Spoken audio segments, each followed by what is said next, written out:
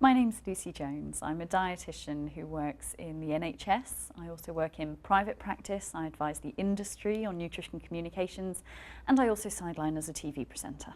Something I've been working on recently is that we've completed 2 series of a Channel 4 programme called The Food Hospital, where we looked at different interventions in terms of diets on various clinical conditions. I think the DOLAB study is incredibly important as it's paving the way for more randomised controlled trials in terms of dietary intervention, and it's also showing something very important, and that's in the standard population that a single dietary intervention can have quite a profound impact on things like working memory and reading ability.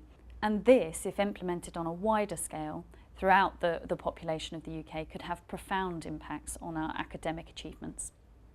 I think at the moment there are huge practical barriers and considerations to actually implementing the findings of this study. First and foremost, we don't yet know the optimal dose. At the moment we're still prompting the old adage, 2 portions of fish a week, 1 to be oily, and actually from the results of this study we know that that's probably not enough.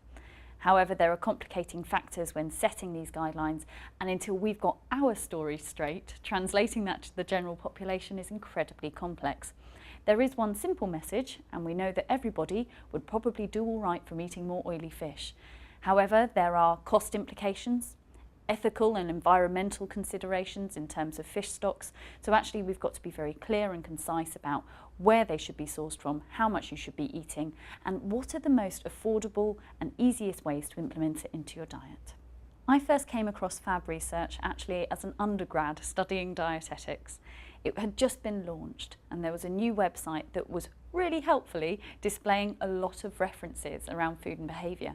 And this was groundbreaking for me. I'd never found somewhere that so neatly pulled it all together into a comprehensive resource for somebody who was studying to be a dietitian to utilise and to actually implement into their practice. Fantastic. I wish we could have it in every area.